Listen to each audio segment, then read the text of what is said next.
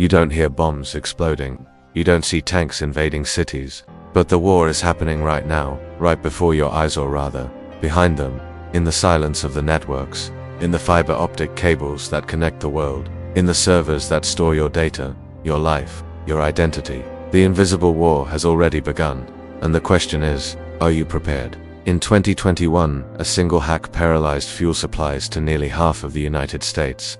The Colonial Pipeline was hacked by a Russian criminal group called DarkSide, which demanded millions in ransom in cryptocurrency within hours. Airports, gas stations, and even hospitals were collapsing. No bombs fell, but the damage was real. This is just one of hundreds of operations that happen every day, and you've probably never heard of it. While you watch videos on your phone or send a message to someone, thousands of attacks are happening in real time. Governments spy on other governments, companies wage battles to protect their secrets, and criminals act like armies, hijacking data, taking down systems, and paralyzing critical infrastructure. They're not soldiers with guns. They're programmers with lines of code. They're agents with remote access. They're groups hidden behind firewalls and VPNs, masked by false identities, and protected by regimes that pretend to know nothing. But the stakes of this invisible war go far beyond operating systems or bank accounts. We're talking about manipulated elections, paralyzed power grids, planes shot down without a shot, hospitals shutting down due to lack of access to the system. Cyber warfare isn't the future, it's the present. And its targets aren't just governments and large corporations, it's all of us. Have you ever wondered what would happen if your country's internet was shut down for a day? Or if all your personal data, your private conversations, your passwords, and even your location were leaked by an enemy group? Now imagine that happening to an entire hospital, to an entire city, to an entire country. This isn't just theory, it's already happened, it's happening, and it's going to happen again. Welcome to the new era of warfare. Welcome to the battlefield, where there are no trenches, but firewalls, where the enemy doesn't wear uniforms, but knows everything about you, where the next bomb could be a click away. Are you ready to discover how this war began? Then take a deep breath, because the enemy isn't coming, he's already here, and he may have already won part of this battle without you even realizing it. To understand today's cyber warfare, we need to go back to the days when conflicts were still fought with bayonets, tanks, and trenches. During World War I, messages encoded with the famous Morse code already provided the first signs that not just weapons could decide battles. But it was in World War II that this became even more evident, with Alan Turing and his work decoding the Enigma machine. Warfare was changing, and the battlefield was beginning to migrate to something less visible, more silent but no less deadly. In the 1970s and 1980s, the creation of ARPANET, the precursor to the internet, launched a revolution. The world became more connected than ever before, but with this connection also came exposure. The first hackers emerged as curious outsiders, but soon caught the attention of governments and the military. In 1988, the world was hit by one of the first worms in digital history, the Morris worm. It was a harbinger that connected systems would not only make life easier but also open doors for invisible attacks. In the 2000s, with the growth of networks, globalization, and the Internet of Things, the landscape became even more dangerous. States began investing heavily in digital weapons. A silent milestone of this new era was stuxnet, a piece of malware created by the US and Israel that managed to infiltrate Iran's nuclear centrifuges and sabotage them without a single bullet being fired. It was like putting a virus inside a nuclear reactor, and it worked. For the first time, the world saw a digital weapon cause real physical damage. The message was clear: cyber warfare was real, and countries were arming themselves. Since then, powers like Russia, China, North Korea, Iran, and even non-state groups have invested billions in digital espionage, disinformation, remote sabotage, and infrastructure attacks. The notorious APT's advanced persistent threat groups, such as APT-29 linked to the Russian Secret Service, or the Lazarus Group linked to North Korea, have become the new invisible soldiers in this global war. Today, each line of malicious code launched by one of these groups is more powerful than a bullet. The Russian attack on Ukraine's power grid in 2015, which left thousands without power in the dead of winter, showed that the goal is no longer just to steal information, it's to paralyze life, create fear, and undermine a nation's stability. In 2020, the United States suffered one of the largest cyber espionage attacks in history, when the SolarWinds system was compromised for months, allowing deep access to national security agencies. All this without firing a shot, We're no longer talking about if an attack will happen, we're talking about when and often. How many have already happened without us even knowing? This war didn't begin overnight. It has been quietly brewing for decades in the tech underworld, in the closed rooms of intelligence agencies, in the colleges where brilliant young people learn to create codes that could destroy nations, and it has no visible endpoint, like the signing of a peace treaty, because, in cyber warfare, peace is merely a pause between two attacks. Can you imagine what's happening right now, behind the scenes of the internet? Could you sleep knowing that one wrong click could paralyze an entire country? This isn't a conspiracy theory. It's the new face of war.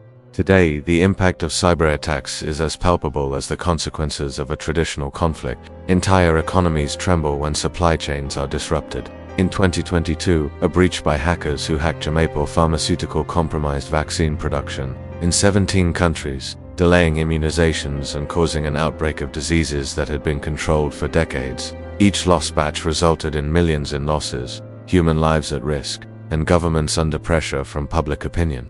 And this is just one visible example. Thousands of smaller incidents occur daily but rarely make the news. Have you ever stopped to think about how many food, energy, and transportation companies maintain their revenues thanks to weak firewalls? The economic blow also hits your wallet.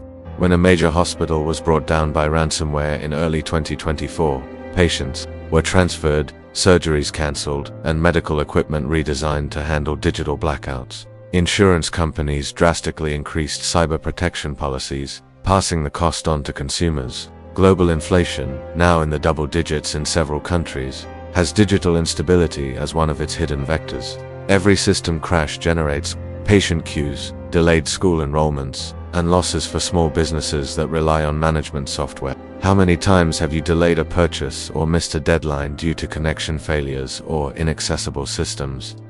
And it's not just companies feeling the impact. Cyber refugees already exist. Employees laid off en masse after personal data leaks. Entire communities without access to basic services due to hacks of public servants. And activists fleeing their countries to escape digital persecution. Healthcare plans disrupted. Water systems under attack. Autonomous vehicles exposed to hackers' modern life has become hostage to lines of code. And, meanwhile, powerful individuals manipulate information on social media to shape elections, topple governments, and incite internal conflicts. Ask yourself, who decides what you see in your feed? Who profits when a wave of misinformation is pushed to boost a specific candidate? The voices of those suffering are raised in dramatic accounts. In 2023, a Ukrainian power plant manager described, in a clandestine audio recording, how helpless he felt watching families freeze in the harsh winter, while he tried to restore the attacked system at night, amid traditional bombing sirens. In Myanmar, volunteer doctors recorded videos calling for international help after attacks on field hospitals, where premature babies were left without digital respiratory support. In every corner of the planet, there are eyewitnesses to a type of violence that leaves no craters but leaves deep trauma in those who depend on digital systems for survival. Meanwhile, some profit from the fear-mongering landscape. Cybersecurity companies have seen 50% growth in global revenue in just 2 years. XDD detect and defend services are being hired at a premium by governments and conglomerates. At the forefront, hackers for hire act as 21st century mercenaries, exchanging secrets for cryptocurrencies that elude any trace. Investment funds are creating ETFs focused on cyber defense and forecasting valuations of up to 200% over the next 5 years. But while some profit, much of the population foots the bill in the form of higher prices, more expensive services, and mandatory digital insurance. Have you ever stopped to consider who is in control of this invisible war? Who really decides the rules? And above all, how much are we willing to pay for the silence of the lines of code that sustain our lives? Cyber warfare cannot be defeated with ordinary diplomatic negotiations. It requires unprecedented alliances, coordinated public and private investments, and the vigilant attention of every citizen. Without a global response, the cost will continue to rise, and the next victim could be your own city or even your own home. Imagine waking up tomorrow and discovering that banks, transportation networks, and even your social media profile are down. No explanation, no timeline for when they'll be back online. You wouldn't see lines of tanks or hear sirens in the distance, but you'd feel the impact on every daily task. This is the threat that haunts us, a global digital blackout. By 2025, Experts warn that 60% of major cities worldwide would not be prepared for a coordinated attack on their communications infrastructure, power grids, water systems, automated transit, and smart hospitals all rely on servers that can be hacked in minutes. Do you trust the people who maintain these networks? What if that someone fails? Analysts at the European Cybersecurity Agency predict that by 2030, state-backed criminal groups could launch attacks capable of taking down navigation satellite systems, leaving commercial aircraft and merchant ships without guidance. Think of the paralysis of entire ports, chaos at airports, and shortages of basic necessities like food and medicine. It's a solution without bombs, but with destructive power comparable to a bombardment. In the political arena, governments are considering creating cyber police and emergency laws to authorize rapid counterattacks. But will this prevent the enemy from using civilian satellite networks? What policing do they employ? What if the response is a preemptive cyber attack that ends up hitting civilian systems? Who can guarantee that the target won't be missed?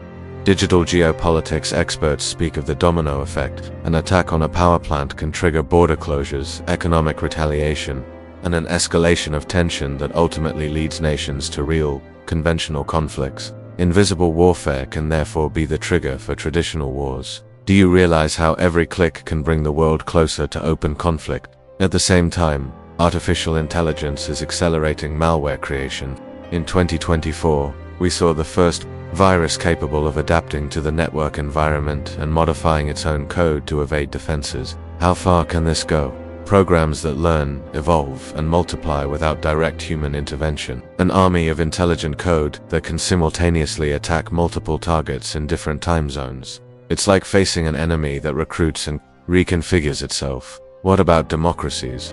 Future elections could be decided by bots spreading hate and lies. In 2016, there were suspicions of foreign interference in important elections, but the next act could be even more dangerous. Massive deepfakes, fake videos of world leaders, fabricated audio of explosive statements. Could you tell the difference between real and fake? And if not, who will you vote for? Meanwhile, private companies are accumulating power. Tech giants vow to protect our data, but they also sell surveillance tools to authoritarian governments. Who watches the watcher? Who regulates the regulators? In a few years, the largest army may not be a country, but a corporation with full access to global networks. Are you comfortable knowing that your conversations, your location, and even your health can be monitored by commercial entities? What if the world decides to react in unison? A global digital coalition could create a cyber NATO with shared defense, common protocols, and coordinated retaliation. But would countries with divergent interests accept restricting their sovereignty for the greater good? Who would foot the bill for defense systems? What if the most vulnerable are left out, becoming easy targets? Ultimately, the greatest barrier to the invisible war remains public ignorance. You can read fragmented news, but without a vision of the future, we remain vulnerable. If you remain inactive, the next attack could happen silently, while you check your messages like any other morning.